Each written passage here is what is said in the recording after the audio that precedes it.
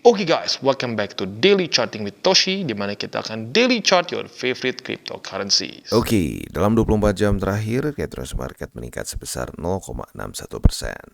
Dengan total market cap mencapai di 1,62 triliun US dollars, dengan penurunan Bitcoin dominan sebesar 0,15% dan juga penurunan volume sebesar 40,05%. Untuk Bitcoin terjadi peningkatan sebesar 0,65% yang membuat dia sekarang di angka 42.115. Ini artinya dia berhasil mantul di struktur 41.700, ingat gue ya. Nah, this is good news nih, ada kemungkinan Bitcoin bisa mulai retest ke MA20. Nah, PR besarnya adalah bukan ke reject tentunya ya. PR besarnya adalah reclaim MA20.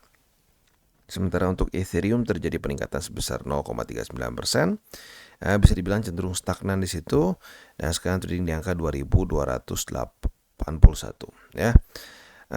Nah, hari ini kita akan bagi DCWT menjadi dua sesi seperti biasa ya. Bagian pertama adalah Bitcoin dan Ethereum dan bagian kedua adalah altcoins. Nah, buat kalian yang pengen altcoins kalian dibahas di DCWT sesi kedua, boleh komen di bawah. Apabila cukup banyak demandnya, kita akan bahas di DCWT sesi kedua ya. Oke, seperti biasa gue ingatkan juga bahwa sekarang TCI sudah aktif di X dari Twitter. Buat lo yang belum follow, silahkan bisa follow di @toshicryptoindo, di mana kita akan membahas sesuatu yang berhubungan dengan kripto dan juga finance in general. Bentuknya bisa analisa, news, dan juga memes. Selanjutnya economic calendar, ini hari Minggu, jadi nggak ada schedule apa-apa. Untuk besok hari Senin, coba kita cek ada yang penting atau tidak. Tanggal 29 hari Senin, dan jawabannya tidak, hanya ada bintang 1 saja dari US. Jadi untuk hari ini dan besok kita bisa lebih fokus ke technical analysis. Nah, selanjutnya kita akan geser ke news dan ada crypto scam dari China, bukan dari China tapi di India ya. Indian State, ternyata bukan India. Indian State of Odisha ya, di mana ini menarik sebesar berapa nih? 1,8 juta US dollars. Nah, jadi apa namanya? Oh, ini benar ya, Indian State ini state di India, ternyata benar-benar ya, ternyata beneran di India. Kalau kita di sini jadi sebesar 1,8 juta US di India tentunya besar banget ya, apalagi buat di sana ya. Nah, modus operandinya adalah mereka ini menggunakan fake cryptocurrency. Jadi it's not even cryptocurrency sebenarnya, fake bentuknya.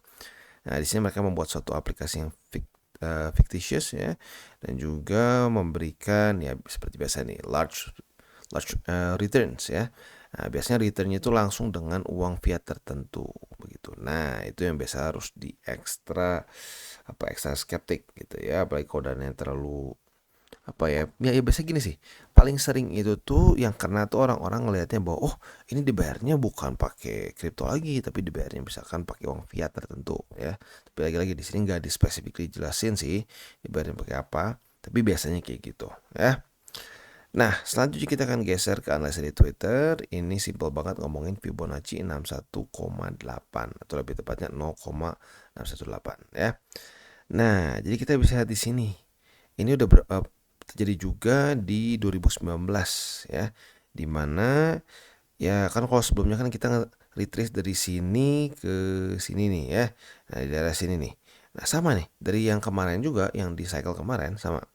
Nah, tinggal pertanyaannya kita akan retrace-nya sedalam apa begitu ya. Kalau kita lihat dari triangle yang kemarin ya ini lumayan dalam.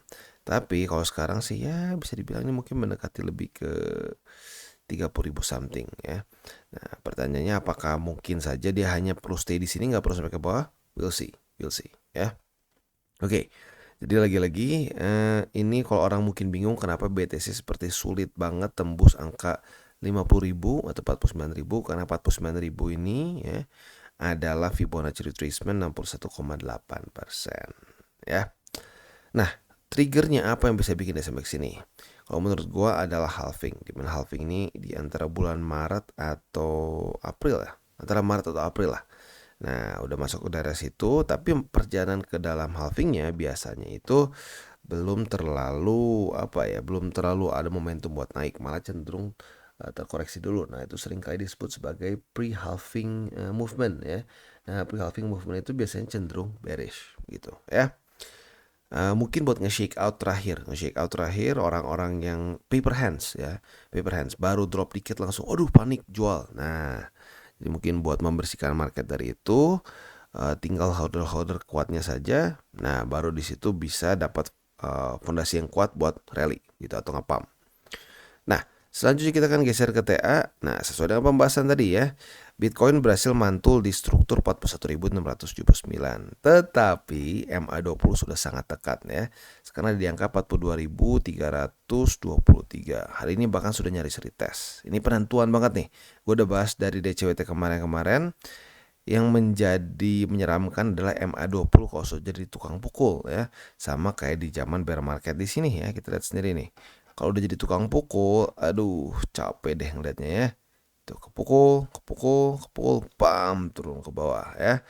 Jadi lagi-lagi penting banget untuk Bitcoin bisa menaklukkan MA20. Jadi PR besar untuk hari ini adalah bertahan di atas dari 41.679 dan yang kedua adalah bukan cuma bertahan tapi tembus MA20. Karena kalau MA20 menjadi resisten ya siap-siap kemungkinan membuat suatu lower high dan lower low semakin besar lagi ya. Oke. Itu kurang lebih untuk Bitcoin secara overview-nya. Untuk weekly ya masih sama ya, bull support band aja. Dan sekarang kita akan geser ke indeks dolar dulu. Untuk indeks dolar kita bisa di sini dia oh ya ini masih minggu ya, masih market close. Jadi kita lihat besok. Untuk besok harapannya tentunya dia bertahan di atas bertahan di bawah dari EMA 200. Kalau bisa mulai membuat suatu lower low ya. Itu harapan gue untuk indeks dolar karena sudah sedikit bikin deg-degan nih di EMA 200. Udah di retest berkali-kali. Semoga bisa melemah ya. Oke, selanjutnya kita akan masuk ke buy limit. Sebelum kita masuk ke buy limit, seperti biasa gue akan disclaimer dulu bahwa semua konten dari TCI bukanlah financial advice. Ini semua bentuknya adalah edukasi. Lalu bagaimana cara untuk mendukung TCI? Ada banyak caranya. Lu bisa like our video, bisa share our video, atau juga bisa menggunakan link referral kita di bawah. Dan sebelum kita lanjut, gua akan ingatkan juga ya, apabila ada orang yang mengaku ya dari TCI dia bikin grup VIP atau dia bikin grup sinyal, bikin apa lagi lah ya, titip dana, udah gua pastikan itu bukan dari TCI ya. Satu-satunya grup yang ada dari TCI adalah di grup yang ada di link description saja. Selain dari itu, kemungkinan besar scam karena sudah ada beberapa pelaporan nih ke kita secara pribadi. Bang, ada yang pakai nama lu nih buat bikin grup ini. Nah, jadi hati-hati ya. Sudah ada scam-scam seperti itu ya. Oke, selanjutnya kita akan dengar dulu pesan-pesan dari sponsor kita pada hari ini. Oke, today's video is brought to you by Bybit. Dimana di Bybit ini kita bisa melakukan berbagai macam hal ya, mulai dari yang newbie sampai yang sudah advance.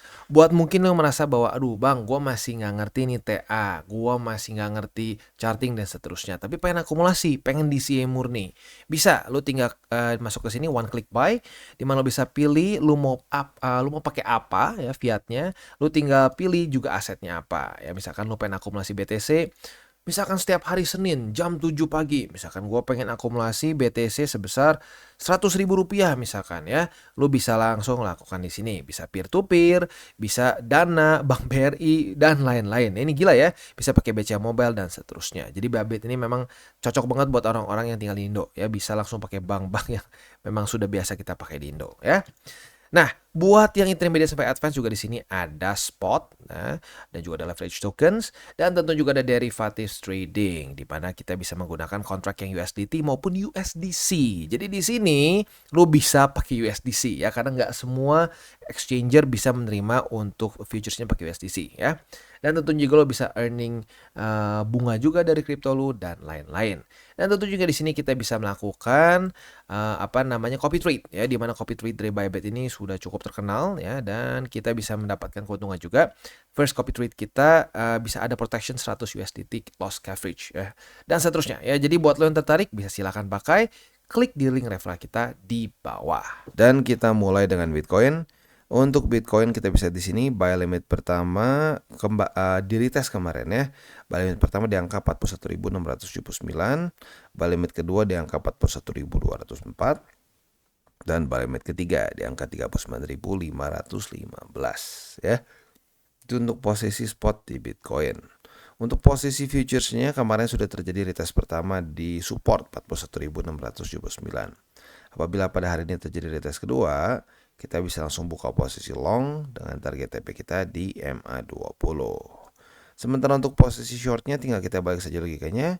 Retest 1, retest 2 di MA20 sebagai resisten. Kita bisa buka posisi short dengan target TP di angka 41.679 ya. Itu kurang lebih setup untuk di Bitcoin.